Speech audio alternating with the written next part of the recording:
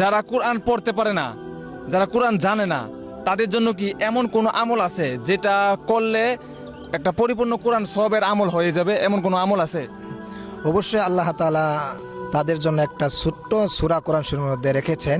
ওই সূরাটা যদি কেউ 3 বার পাঠ করে তাহলে আল্লাহ রাব্বুল আলামিন তার আমল নামায় 1 খতম কোরআন পড়ার সওয়াব তার আমল নামায় দিয়ে দিন। সুবহানাল্লাহ। সুবহানাল্লাহ। সেই সূরাটি আমি আপনাদেরকে পড়ে শোনাচ্ছি, যারা পারেন অবশ্যই ইনশাআল্লাহ এই আমলটা করবেন। আউযু বিল্লাহি মিনাশ শাইতানির রাজীম। বিসমিল্লাহির রহমানির রহিম।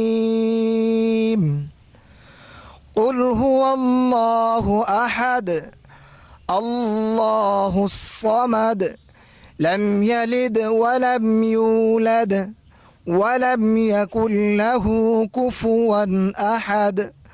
সাদাকাল্লাহুল আযীম।